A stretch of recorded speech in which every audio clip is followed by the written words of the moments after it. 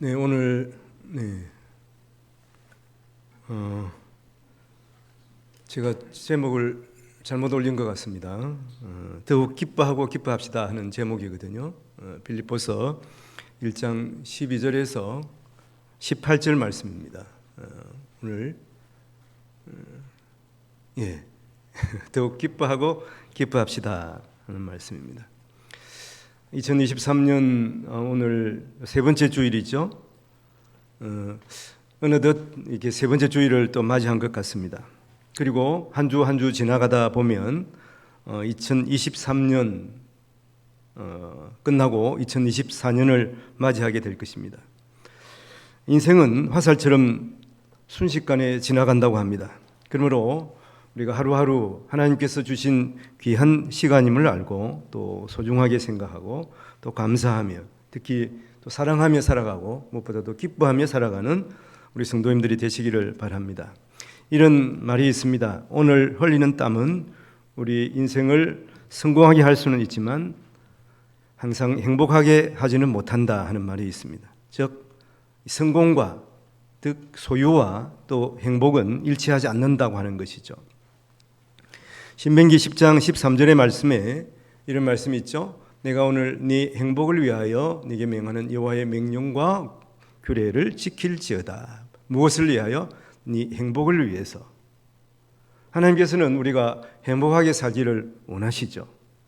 그래서 하나님께서 하나님의 말씀을 여호와의 명령과 규례를 지키면 우리가 행복하게 살 수 있다고 말씀하시는 것입니다. 그러나 사람들은 하나님의 말씀대로 살지 않으면서 자기가 또 불행하다고 생각하기도 하는 것이죠. 행복은 하나님께서 우리에게 주시는 것이죠. 또한 기쁨도 마찬가지입니다.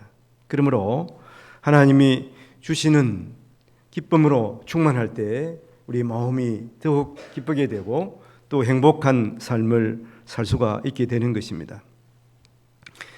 한방의학에서도 보면 바른 마음이 바른 기를 흐르게 하고 또 바른 기가 우리의 혈을 바르게 흘러게 한다 이런 말씀, 이런 얘기가 있어요. 한방의학의 얘기입니다. 그만큼 우리에게 있어서 마음이 중요하다고 하는 것이죠. 마음 먹기 달렸다 그런 말도 있지 않습니까? 그러므로 우리의 마음에 기쁨이 넘치게 되면 또 우리의 이 혈류도 또 정상적으로 잘 흘러서 건강한 삶을 살 수 있다고 하는 것입니다. 그래서 우리의 행복, 우리의 또 기쁨은 이 외부와 달라요. 외부의 어떤 상황과 별 상관이 없습니다. 사실은 우리 마음을 어떻게 먹느냐 하는 것에 우리의 기쁨의 유무가 달려 있다고 하는 것이죠. 그래서 어떠한 사건이 일어나도 우리는 하나님 때문에 행복한 사람이라 이렇게 생각하고 우리의 그 행동 변화가 있어야 되는 것입니다. 그래서 나는 괜찮다. 하나님께서 나와 함께 하신다. 그래서 이렇게 생각하게 되면 우리의 언어, 행동, 우리의 생각을 올바르게 할 수가 있는 것입니다. 이것은 또 우리가 평소에 훈련을 해야 되는 것이죠. 그래서 우리에게 어려움 있을 때 낭망하고 정망하고 고개 푹 숙이고 살아가는 것이 아니라 그럴 때 더 하나님 앞에 나와서 기도하고 또 더 소리를 높여 찬양하고 또 더 기쁨으로 충만해져야 하는 것이죠. 그럴 때 우리는 이러한 우리의 삶에 오는 여러 가지 어려움을 능히 극복할 수가 있는 것입니다. 우리가 생명삶 교재를 함께 보면서 지금 빌립보 성경을 보고 있습니다. 빌립보 성경은 기쁨의 서신이라고 그럽니다. 기뻐할 수 있는 그러한 요소가 많아서 기뻐했을까요? 그러나 우리가 아는 사도 바울의 이 빌립보 성경을 쓸 때는 옥중에 있었습니다. 감옥에 갇혀 있었다고 하는 것이죠. 그러니까 이 사도 바울의 처지가 별로 좋지 못한 상태에 있는데 그때에 사도 바울이 기쁨에 쓰신 이 빌립보 성경을 쓴 것입니다. 실제로 보면 이 사도 바울은 이 빌립보 성경을 쓰면서 기쁨이 넘쳤어요. 그래서 빌립보 성경에 보면 18번 이상 나는 기뻐한다, 기뻐하라 이런 말씀을 기쁨에 대한 말을 언급하고 있는 것이죠. 오늘 본문 마지막 절에도 보면 나는 기뻐하고 또한 기뻐하리라. 기뻐하고 그냥 기뻐한다 이런 말이야. 기뻐하고 더 기뻐한다, 또 기뻐한다. 나는 막 지금 너무 기쁘다 이런 말이거든요. 감옥에 있습니다. 그리고 뭐 지금은 이런 감옥 상황이, 감옥에 가본 분은 별로 없겠습니다만은 감옥 상황이 많이 좋아졌어요. 그러나 이 사도 바울 시대의 감옥을 한번 생각해 보십시오. 그리고 또 찾고 또 채우고 쇠사슬로 묶어 놨습니다. 이게 여러분 기뻐할 수 있는 요소가 되겠습니까? 그러나 그의 마음에는 기쁨이 솟아나고 있었죠. 이게 사실은 이 성도의 위대함이에요. 사도 바울의 위대함도 되겠지만 믿는 사람의 위대함이 여기에 있는 것입니다. 우리 모두에게도 이 사도 바울의 기쁨이 함께하기를 바랍니다. 근데 우리가 무엇 때문에 기뻐하는가? 우리가 형편이 좋고 좋은 일이 있을 때 누구나 기뻐할 수가 있습니다. 그러나 세상 사람들이 생각할 때, 다른 사람들이 생각할 때는 도무지 기뻐할 수 없는 그때에 기뻐하는 것이 성도의 기쁨이에요. 왜 그렇습니까? 그때는 그 기쁨을 하나님이 주시기 때문에 하나님이 주시는 기쁨으로 기뻐하는 것입니다. 이 기쁨이 우리 성도들에게 있는 줄로 믿습니다. 오늘 사도 바울이 지금 빌립보 성경을 쓰면서 지금 감옥에 있으면서도 기뻐하는 이유가 무엇인가? 우리 이것을 함께 생각해 보면서 우리도 어떤 상황에서도 기뻐할 수 있기를 바라고, 우리의 기뻐하는 이유가 무엇인가? 우리가 한번 또 돌이켜보는, 점검해보는 그런 시간이 되기를 바랍니다. 그럼 사도 바울이 감옥에서도 정말 기뻐하는 이유가 무엇인가? 첫 번째 우리가 보면 복음이 전파되기 때문이에요.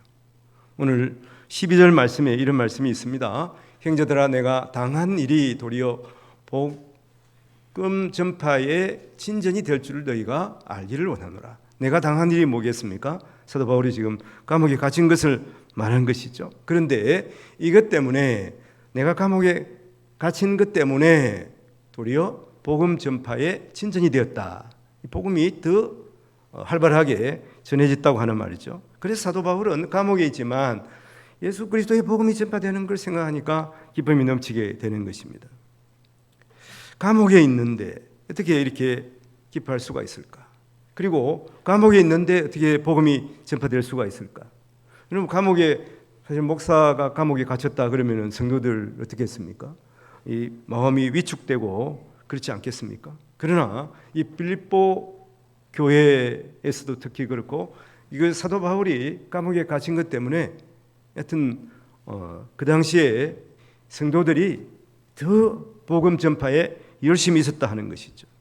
14절에 보면 형제 중 다수가 나의 매미로 말미암아 주 안에서 신뢰함으로 급없이 하나님의 말씀을 더욱 담대히 전하게 되었느니라. 그러니까 성도들이 어떻게 합니까? 사도 바울이 감옥에 갇힌 것 때문에 위축되지 않았어요. 더 담대하게 나가서 내가 바울 대신에 복음을 전해야 되겠다, 그런 마음을 갖게 된 것입니다. 오늘 보면 형제 중 다수가 한두 사람이 아니라는 거예요. 교회 전체가 그렇게 했다는 거예요. 전에 제가 한번 말씀을 드렸습니다마는 미국의 그 교회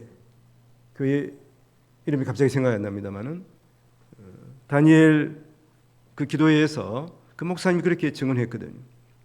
이 동성애에 반대하는 것 때문에, 동성애가 죄라고 하는 것 때문에 든 그 교단에서, 장로교단이에요. 장로교단에서 이제 나가게 됐습니다. 근데 장로교단, 이게 교회가 물론 교회 성도들과 또 합해서 이렇게 교회를 지었지만 이 재단이 어떻게 되어 있습니까?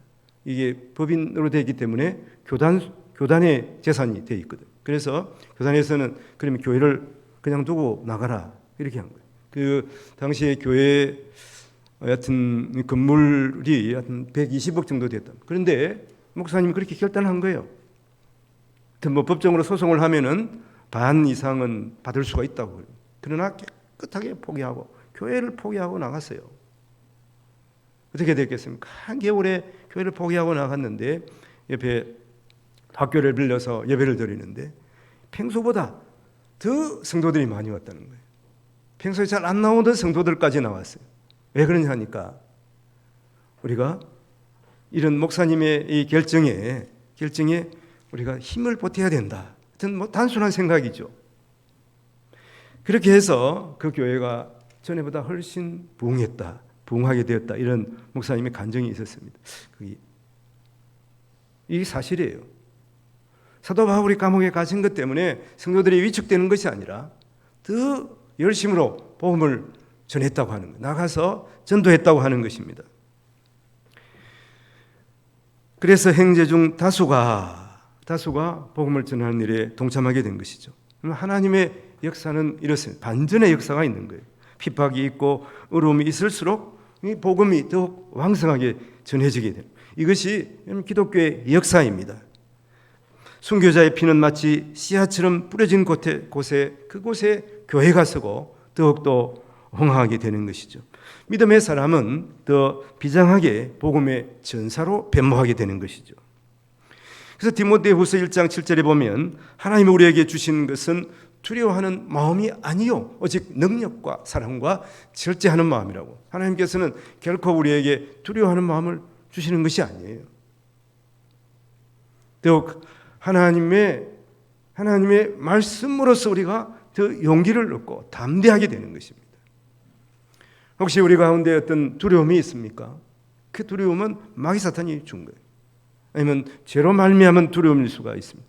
그러니까 하나님의 말씀으로 나아갈 때 결코 우리는 세상의 핍박에 굴복할 수가 없습니다. 더 담대하게 되는, 더 떳떳한 거죠.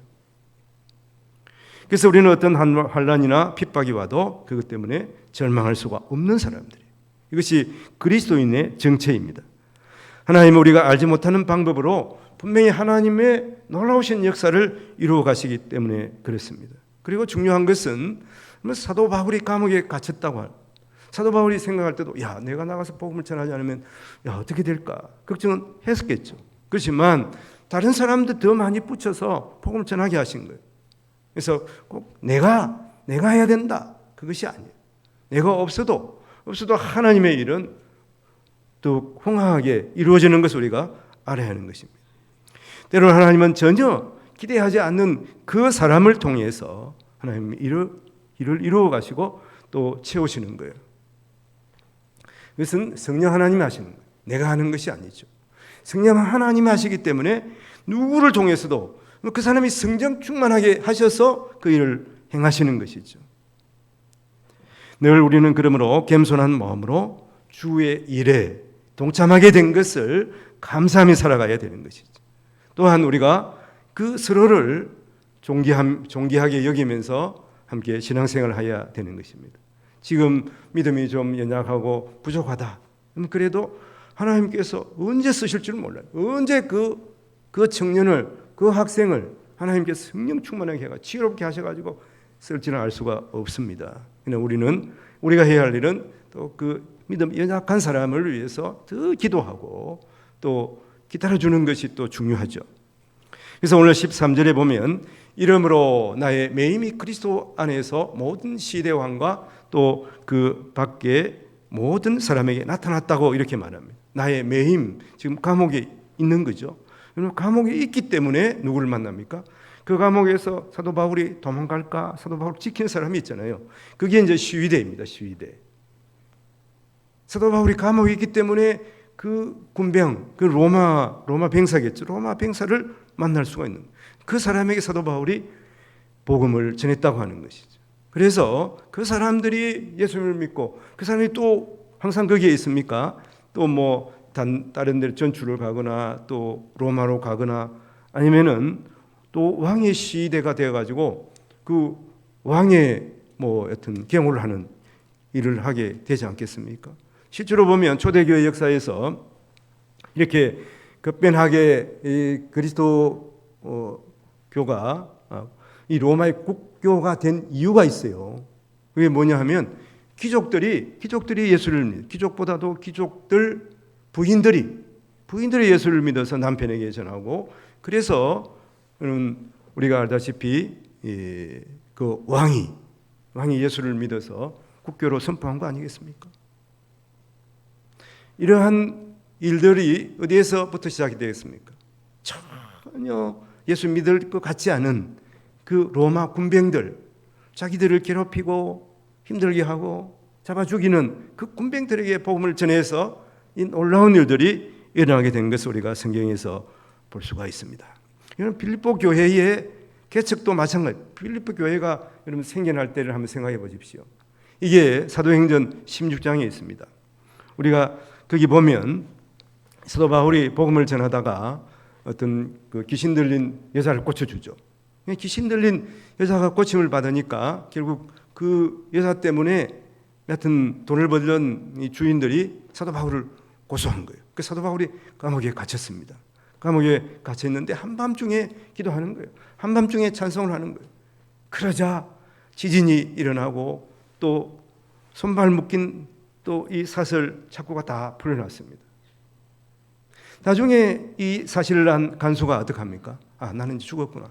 스스로 자결하려고 할 때 이 사도 바울이 야, 우리가 다 여기 있어. 도망가지 않았어. 그러니까 이 간수가 사도 바울 앞에 무릎을 꿇습니다. 내가 어떻게 해야 구원을 얻으리까? 그 사도 바울이 한 유명한 말이 있습니다. 이 말씀이 사도행전 16장 31절이에요. 이러므로 주 예수를 믿으라. 그리하면 너와 내 집이 구원을 받으리라.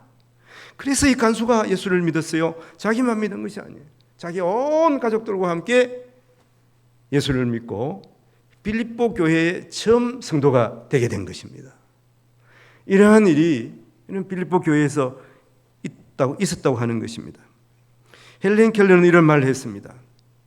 한쪽 문이 닫히면 하나님은 다른 문을 열어놓고 계신다. 그래서 그 닫힌 문만 계속 바라보고 절망하고 낭망하고 있으면은 하나님께서 열어놓으신 그 다른 문을 보지 못한다고 하는 것이죠. 혹시 내 앞이 캄캄합니까? 닫혔다고 생각합니까? 그때 기도해 보십시오. 하나님께서 다른 문을 열어놨어요. 사방팔방의 문이 안 보이면 하늘을 보면 하나님께서 하늘 문을 열어놓고 계신 것을 우리는 분명하게 알 수. 하늘 문을 열어놓으셨다 하는 것은 무엇입니까? 하나님께서 하나님과 교통하는 그 채널을 열어놓으셨다 하는 거예요. 대통령하고 통화하면 하는 게 얼마나 좋겠습니까? 그러면 뭐 해결 안 될 일이 있겠어요? 물론 지금은 뭐 해결이 안 될 일도 있겠습니다만, 그러나 하나님과 연결되어 있다면은 하나님께서 무슨 일을 해결하지 못할 일은 뭐가 있겠습니까? 우리에게는 하나님과의 문이 열려 있습니다. 이 기도의 문이 열려 있는 것이죠. 그러므로 여러분 기도의 능력을 맛보아 할지어다. 우리 성도님들이 기도함으로 말미암아서 하나님께서 우리의 문제를 해결해 주시는 은혜를 덧입기를 바랍니다.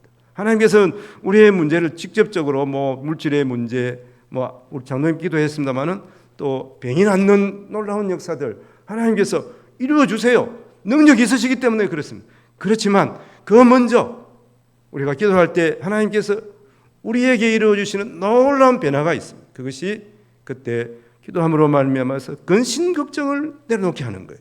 우리 마음에 평안이 오는 거예요. 기쁨이 오는 것입니다.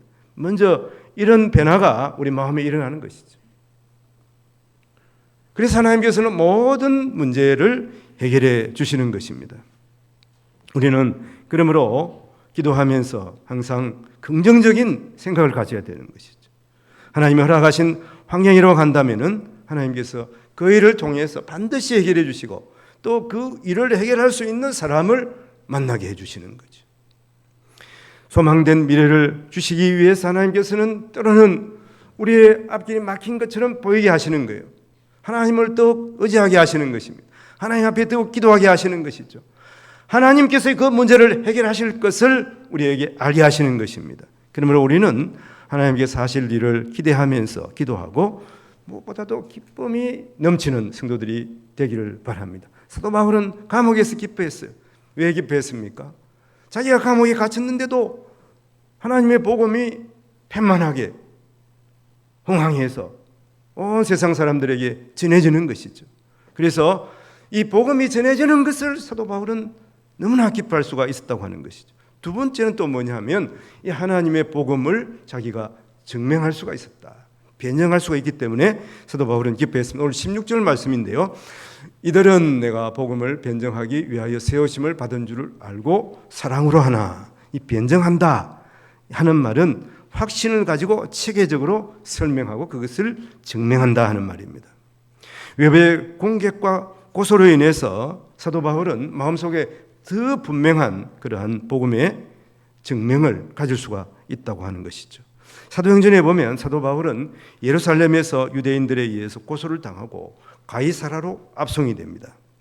근데 가이사라에서 감옥에서 이미 이 빌립보 지금 서를 쓰는 빌립보 성경을 쓰는 이때는 로마의 감옥에 갇혔는데 사도 바울이 로마 오기 전에 이미 가이사라에서 2년 동안 감옥 생활을 했어요.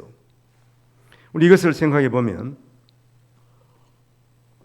여러분 그때 상황이 정말 별로 좋지가 않았습니다. 사도 바울을 군사들이 압송하고 또 사도 바울을 내가 죽이지 않으면 내가 밥도 먹지 않겠다는 유대인들이 물론 이 율법에 대해서 사도 바울이 율법을 무시한다 이런 생각을 가지고 사도 바울을 죽이겠다고 이렇게 일을 가는 사람들이 40명이나 됐다니까요. 그런 가운데 사도 바울이 감옥에 갇혔습니다.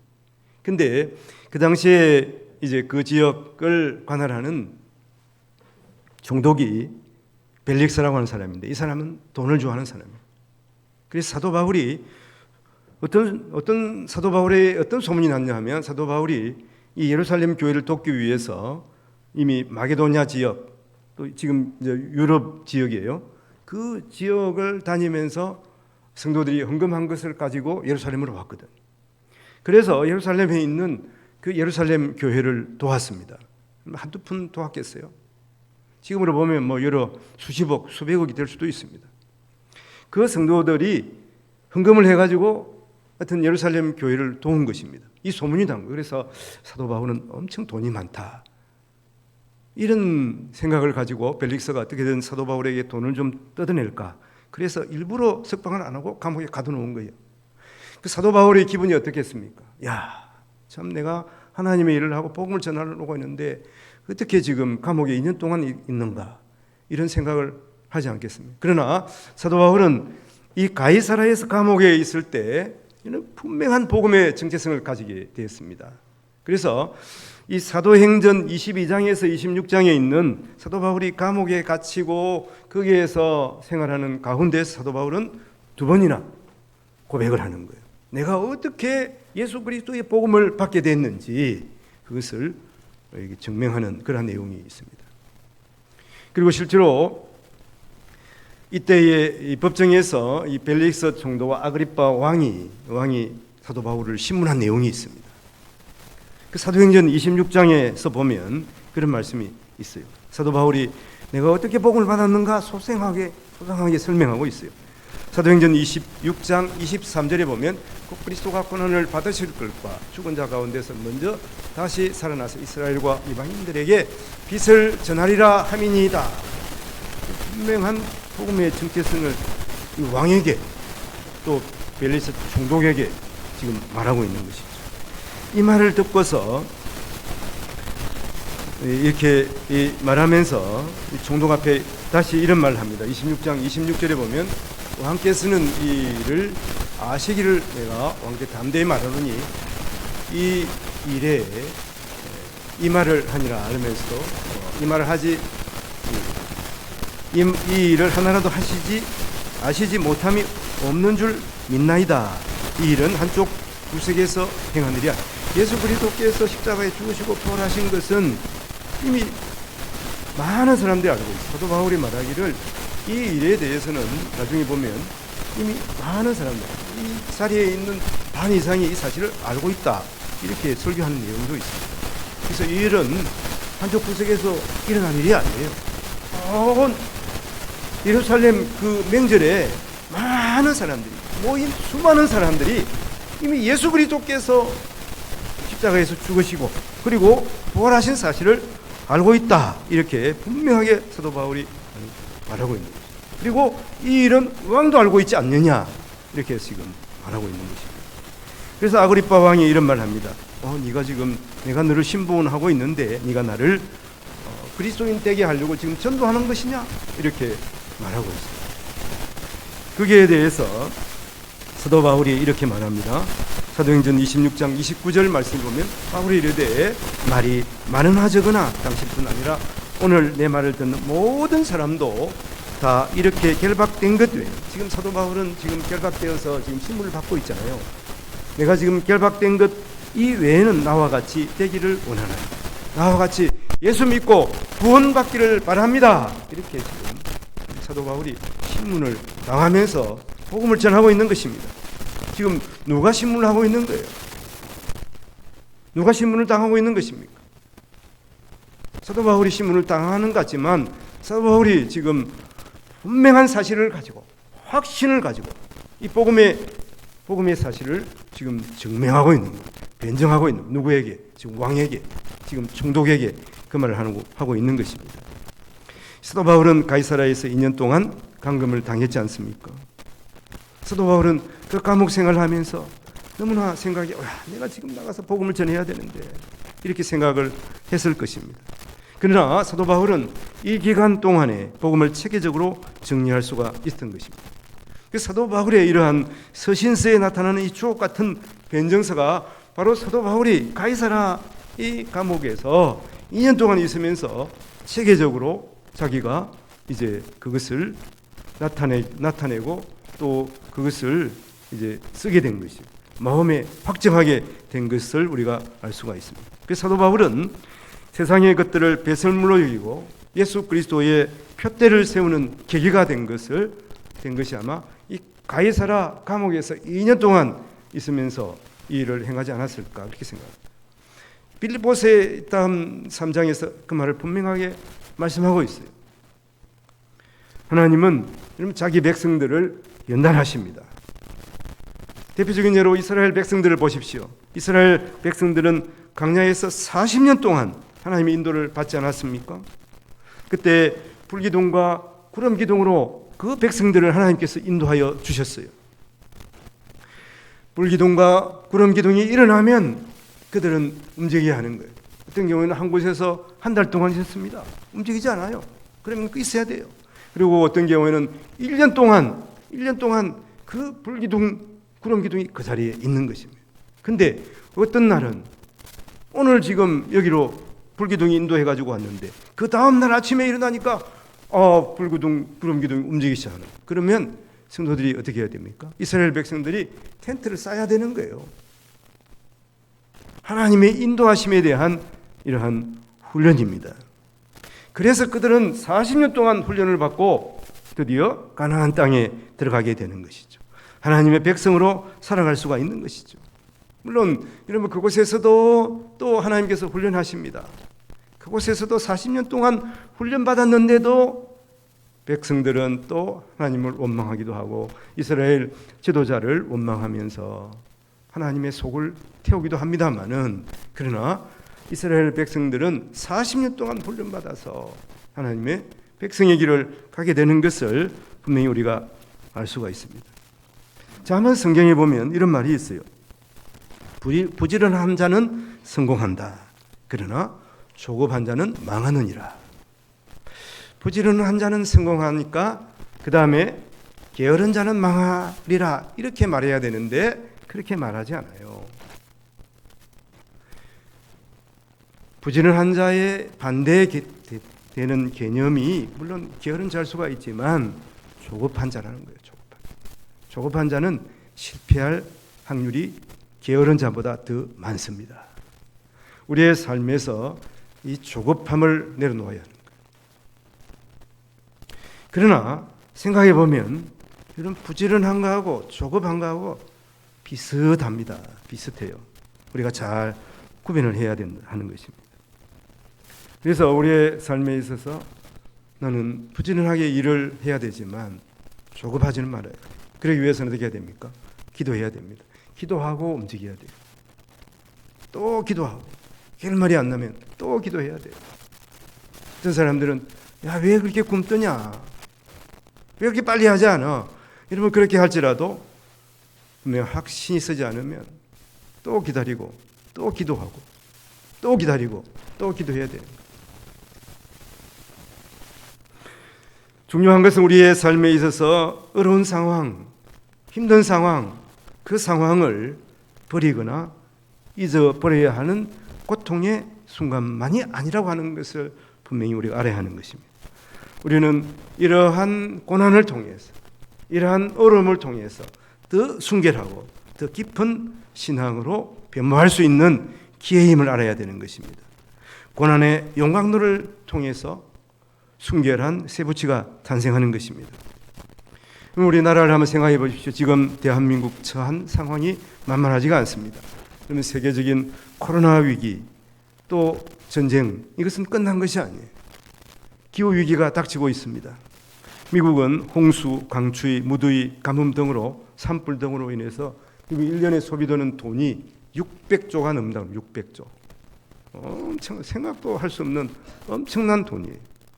이런 위기가 여러분 한반도에도 덮칠 수가 있습니다. 이 대한민국은 그와 더불어서 이 북핵 위기까지 당하고 있습니다. 얼마 전에 무인기가 서울 상공까지 날아오지 않습니까? 만일 무인기에서 뭘 한 개 떨어뜨렸다 생각해 보십시오. 얼마나 끔찍하겠습니까?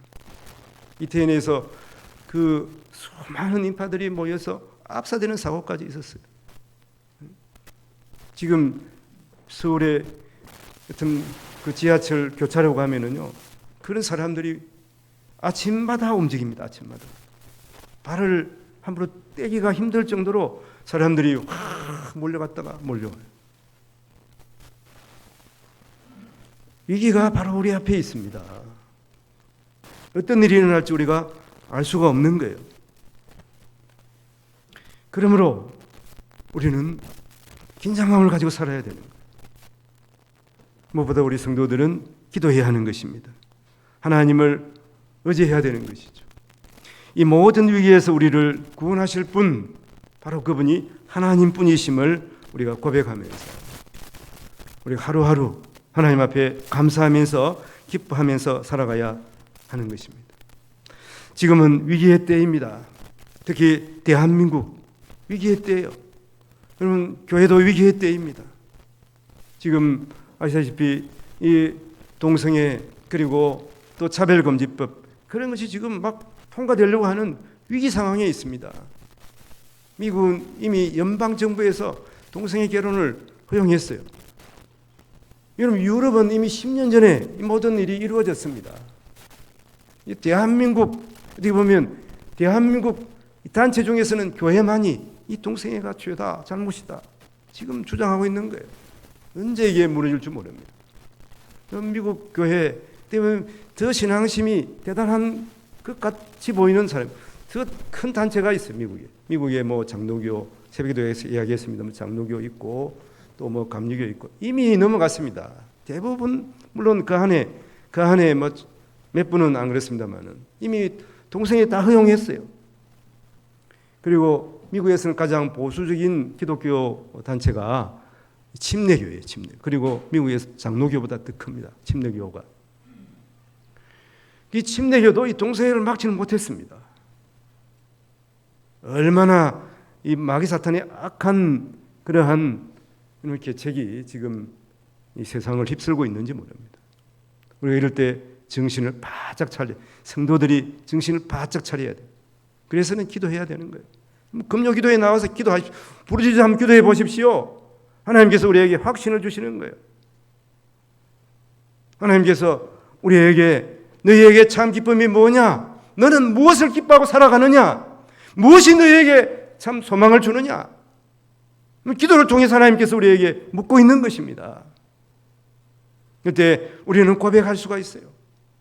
하나님 한 분입니다. 하나님의 말씀입니다. 하나님의 말씀으로 이 어려움을 우리는 극복해야 되겠습니다. 이 코로나 위기 우리가 함께 기도하고 뭉쳐서 믿음으로 이것을 극복해 나가야 되겠습니다. 이렇게 고백하는 것이 기도예요. 결코 우리는 안일에 처할 수가 없습니다. 하나님께서는 그리스도인이 안일하게 살아가도록 그냥 두지 않으세요. 하나님 앞에 무릎 꿇기를 원하시는 것입니다. 그래서 정말 이 고난의 시대, 감옥의 시대, 어두운 시대를 우리는 기도로 뚫고 나가야 하는 것이죠. 그리고 우리는 하나님께서 이루실 것을 믿고서 이 소망을 가지고 이 소망 가운데 기쁨이 넘치게 되는 것입니다. 그리고 세 번째는 사도 바울은 포용력을 가지고 기뻐할 수가 있었습니다. 오늘 15절 17절 말씀에 보면 이런 말씀이 있습니다. 어떤 이들은 투기와 분쟁으로, 어떤 이들은 착한 뜻으로 그리스도를 전파하나니 그들은 나의 매임에 괴로움을 더하게 할 줄로 생각하여 순수하지 못하게 다툼으로 그리스도를 전파하니라. 사도 바울이 기뻐할 수 있었던 것은 사도 바울이 마음이 넓었기 때문에, 포용력이 있었기 때문에 그랬습니다. 이 내용이 좀 복잡합니다만은 이 사도 바울이 감옥에 갇히자 어떤 사람들은 처음에 이야기한 것처럼 사도 바울이 감옥에 갇혔으니까 우리가 사도 바울 대신에라도 열심히 복음 전해야 돼. 그런 사람이 있었는 대신에 또 한편에서는 사도 바울이 감옥에 갇히니까 사도 바울이 없어도 우리가 부흥하는 모습을 볼 수가 있겠다. 그래서 자기를 이제 사도 바울이 워낙 이 빌립보 교회에서 큰 어떤 포지션을 차지하고 있잖아요. 이제 자기의 어떤 영향력을 끼칠 수가 없으니까 그 사람 사도 바울이 감옥에 갇히니까 이때다. 사도 바울이 없으니까 내가 나서서 해봐야 되겠다. 내 이름을 한번 떨쳐봐야 되겠다. 나도 잘하는 걸 보여봐야 되겠다. 그러는 사람들이, 이게 시기심으로 그런 사람들이 있었다고 하는 거예요. 그래서 또 외로 그 사람들이 복음을 전하니까 중요한 건 복음을 바로 전해야 되거든. 그래도 사도 바울에게 또 영향을 받아서 이 복음이 뭔지는 아는 사람들이에요. 그래서 그들이 예수 그리스도를 믿어서 구원 얻습니다. 이렇게 복음을 전하니까 외로 많은 사람들이 전도되는 것입니다. 그래서 교회에 믿는 사람이 더 많아졌다고 하는 것이죠. 그래서 이렇게 하나 저렇게 하나 사도 바울은 여튼 복음이 전파되는 것을 기뻐한 것이죠.